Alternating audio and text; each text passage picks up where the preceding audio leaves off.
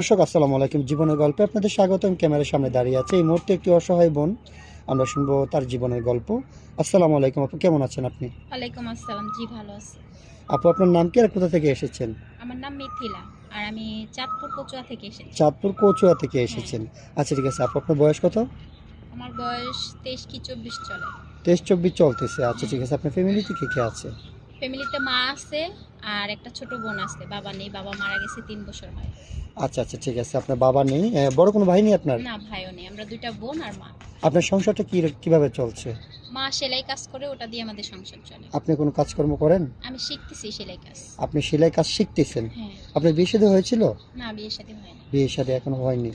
আচ্ছা ঠিক আছে আপু, সমস্যা নেই। তো আপনি আমাদের ক্যামেরার সামনে আসছেন একটা ভালো জীবনসঙ্গী আসে, তাই তো? হ্যাঁ। আচ্ছা ঠিক আছে, আপনাকে যিনি বিয়ে করবেন ওনার বয়সটা কেমন হতে হবে? ওনার বয়সটা বেশি হলেও আমার কোনো সমস্যা নেই। আপনার মনে করেন আমরা এই ভিডিও পাবলিক করার পরে তো দেশ থেকে প্রবাস থেকে শত শত ভাই আমাদেরকে নক করবে আপনাকে বিয়ে শাদী করার জন্য।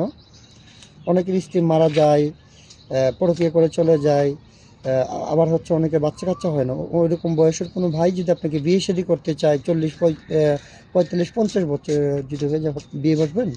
হ্যাঁ, আমি রাজি আছি, তাতে আমার কোনো সমস্যা নেই। তার ফ্যামিলিগতভাবে যদি কোনো সমস্যা না থাকে, আমার কোনো সমস্যা নেই। আর তার আমি ফ্যামিলিগতভাবে ভালো মনের একটা মানুষ চাই। আপনি শুধু একটা ভালো মনের মানুষ হ্যাঁ। চান। আচ্ছা ঠিক আছে, ইনশাল্লাহ সমস্যা নেই, সেটা দেখা যাবে। আচ্ছা ঠিক আছে আপু, এখন কথা হচ্ছে আপনি যেহেতু রাজি হয়েছেন আমরা অবশ্যই চেষ্টা করবো। আপনার সাথে যোগাযোগের মাধ্যম কি সেটা বলেন। আপনাদের সাথে যোগাযোগ করলেই হবে। কেন, আপনার ব্যক্তিগত কোনো ফোন নেই? না। ও আচ্ছা আচ্ছা ঠিক আছে আপু, বুঝতে পেরেছি। তো সুপ্রিয় দর্শক, এই মুহূর্তে দেখতে পাচ্ছেন ডিসপ্লেতে একটি নাম্বার। এই নাম্বারটা হচ্ছে আমাদের মানে ইউটিউব চ্যানেল কর্তৃপক্ষের নাম্বার। এই নাম্বারে ইমো হোয়াটসঅ্যাপ খোলা আছে। যদি কোনো ভাই মিথিলা আপুর দায়িত্ব নিতে চান তাহলে ওনার একটা ছবি স্ক্রিনশট মেরে পাঠিয়ে দিয়ে আমাদেরকে ভয়েস করবেন। আমাদের প্রতিনিধিরা আপনাদের সাথে যোগাযোগ করবে। কেউ অযথা অডিও কল ভিডিও কল দিয়ে আমাদেরকে বিরক্ত করবেন না, তাহলে আমরা ব্লক মারতে বাধ্য হব। মিথিলা আপু, আরেকটা কথা বলি আপনাকে, শোনেন। আমরা তো এই ভিডিও পাবলিক করব, যিনি আপনাকে বিয়ে করবেন বয়স কোনো বিষয় না, কিন্তু বিষয়টা হচ্ছে এখানে অনেকে তার দ্বিতীয় স্ত্রী হিসাবে যদি আপনাকে বিয়ে শাদী করতে চায় তাহলে আপনি কি বিয়ে বসবেন?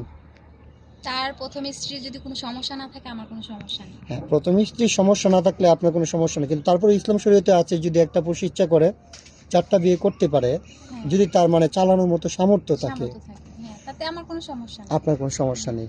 সেটাই বলে নিচ্ছি, কারণ আমাদের এই ভিডিওগুলো দেখে হচ্ছে গিয়ে অনেকে যারা সাংসারিকভাবে অশান্তি থাকে তারা দ্বিতীয় বিয়ে করতে চায়, আবার বাচ্চা কাচ্চা হয় না ওইরকম ভাই হ্যাঁ। দ্বিতীয় বিয়ে করতে চায়। সেটার জন্য আমি আপনাকে একটু খোলামেলাভাবে বললাম। আচ্ছা ঠিক আছে, আপনি রান্নাবান্না কীরকম পারেন? রান্না বান্না বাসায় আমিই করি। বাসায় আপনিই করেন? হ্যাঁ। আচ্ছা, আপনাকে সিঙ্গেল ফ্যামিলি পছন্দ না জয়েন্ট ফ্যামিলি পছন্দ? Joint family. জয়েন্ট ফ্যামিলিতে অনেক মানুষ থাকে, সবাইকে নিয়ে একসাথে থাকতে হ্যাঁ, পারবেন? সবাইকে নিয়ে থাকতে আমি পছন্দ করি। সবাইকে নিয়ে থাকতে পছন্দ করেন। আচ্ছা ঠিক আছে, আপনাকে যিনি বিয়ে করবেন, যেহেতু এখন আপনার বাবা নেই, বড় কোনো ভাই নেই, আপনার মা কার কাছে থাকবেন? আমার মা ছোট বোনকে নিয়ে থাকে। ও এখন আমি আছি। আচ্ছা, আপনার বিয়ে দিলে আপনার মার থাকতে কষ্ট হবে না তো? না, মেয়ে হয়ে জন্ম নিচ্ছি, মা তো বলছে বিয়ের জন্য, বিয়ে তো দিবেই। হ্যাঁ হ্যাঁ, আচ্ছা আচ্ছা ঠিক আছে মিথিলা আপু, সমস্যা নাই। ইনশাল্লাহ আমরা চেষ্টা করবো আপনাকে একটা ভালো মানুষের হাতে তুলে দিতে।